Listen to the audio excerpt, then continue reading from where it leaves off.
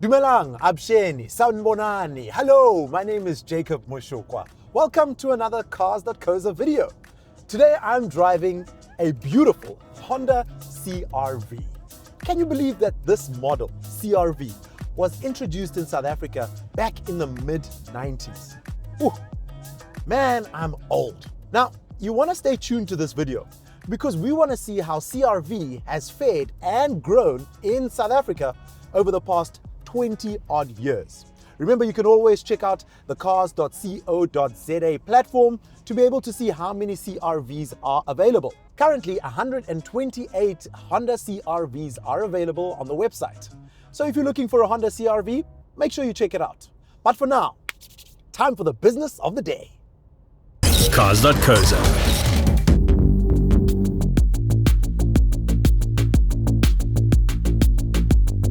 I remember being in primary school in the mid-90s, and the main car that you'd see at the time was Toyota RAV4s and the Honda CR-V.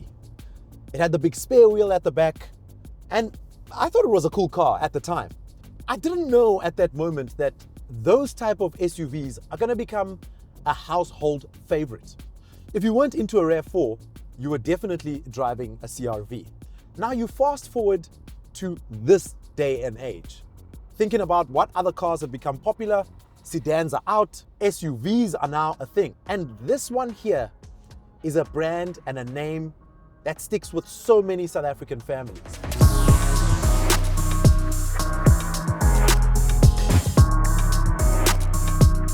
But I want to tell you what you're getting in this car. It's premium. There's definitely no cheap finishes in this car. It's got a beautiful and big infotainment system. When you touch it, it reacts almost immediately. I love the outlay of the speedometer. The steering wheel has got all the gizmos I need. I do adaptive cruise control with a touch of a button. The car is giving premium. The car is giving executive. But it takes me back to price. All of this executiveness, all of this premiumness is really not worth R1,041,300. It's not worth that. I'll tell you why. Because a VW Tiguan will cost you 848,000 Rand. A Kia Sportage, 662,000 Rand. Guys, the list goes on. There's Toyota RAV4. There is Mazda CX-60, a gorgeous looking car. There's even the BMW X3 as well as the Audi Q5. Yes, Audi is also a little over R1 million. In fact, it's like R1,018,000 Rand, while the BMW is 981,000 Rand. Can you see? They're all playing in the R1 million mark. Unfortunately, this car is outpriced compared to the competitors that I mentioned. And that now takes me to why I spoke about heritage. I spoke about brand loyalty. This car only appeals to somebody who's driven a couple of Honda Jazzes, somebody who's had a BRV. This purely speaks to brand loyal and brand conscious type of people. But guess what? In this segment, oh man, South Africans are not loyal. They're really not loyal. And did you hear how I never even mentioned the Chinese? South Africans are not loyal.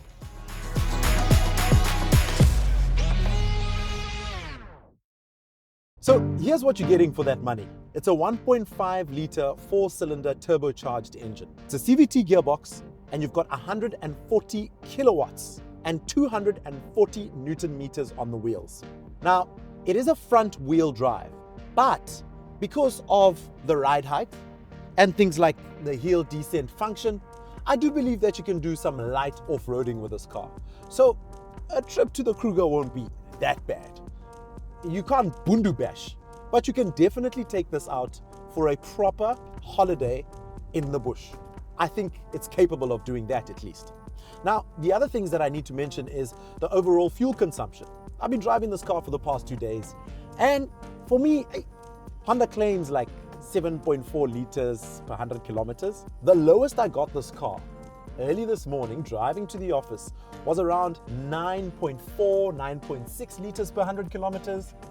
The driving up and down now, as we're rolling with the camera crew and loaded with gear, it went up to 14. And now I've easily brought it down to 10.3 because we're doing a bit of highway cruising from one side of Muizenberg and then all the way to the other side where UCT is. Look at me, so familiar now with Cape Town. Hey, Cars.co.za, what are you doing to me? Hey. Maybe I should make this beautiful place my home. Who knows?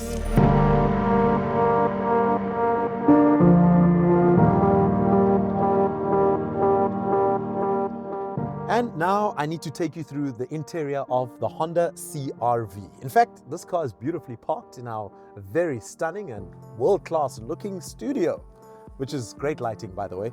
I look good. I look really nice. Anyway, let's continue. Steering wheel, I'll start off with that. I like that you can access a lot of things on the steering wheel, but I do think there is a bit too much on the steering wheel. The reason why I'm saying that is because on the right-hand side here, there's two blank buttons, and I think the cruise control could have easily been put there, right next to where you press for the electric tailgate and of course your ESC. Got the ignition on, digital display, looks quite nice. Also slightly, I don't know, busy. But if you already know the car and you're well accustomed with the car, it won't look too intimidating. For me now, it's just a little busy. Moving on to the center console of the car, really nice infotainment system, so easy to swipe, so easy to slide through. Now, the Apple CarPlay is wireless, but for Android Auto, you got to plug in. Talking about plug-in, there's of course a USB port, USB-C port, and a 12-volt port as well. Love where the wireless charging is actually situated.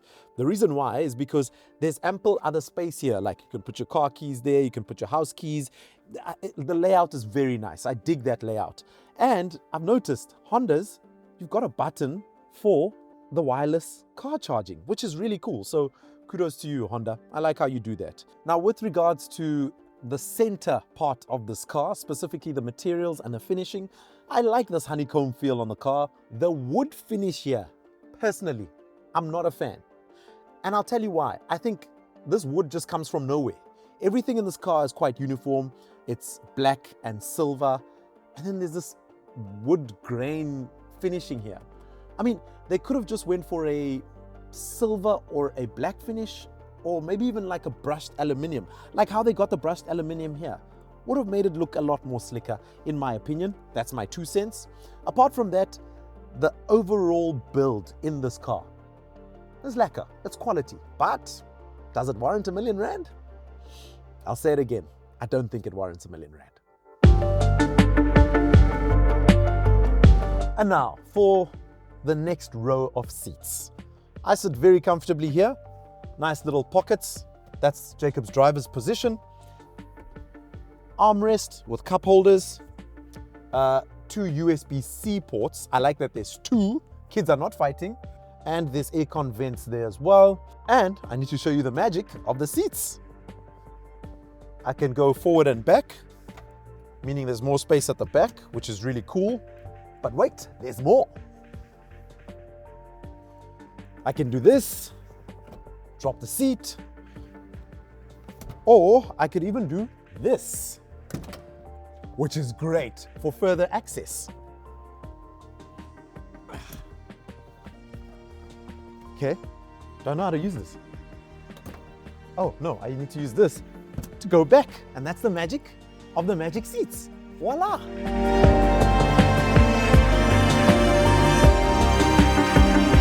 And now for the third row of seats in the Honda CR-V, or the final row of seats in the Honda CR-V.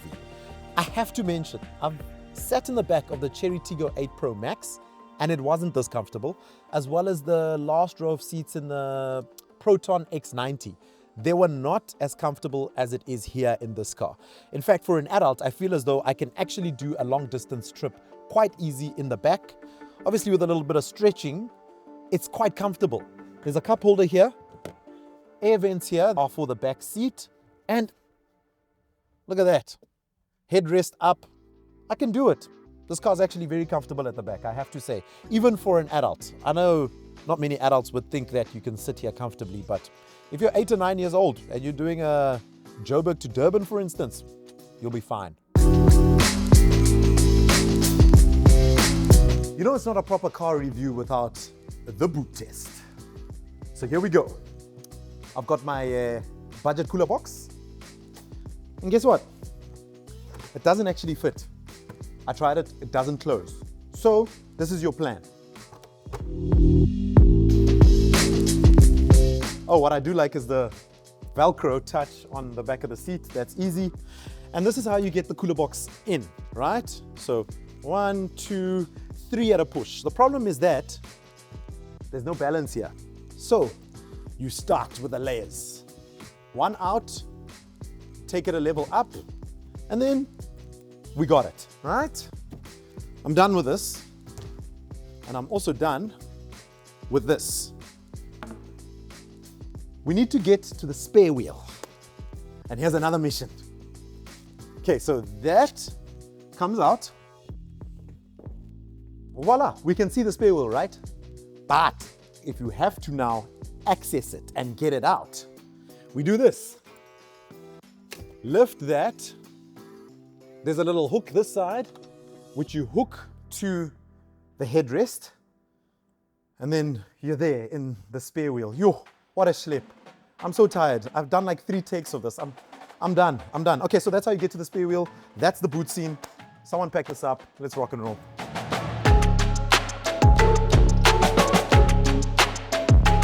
Let's get more into the important things as well that you need to know about the car. After sales service with Honda, I gotta give it to them.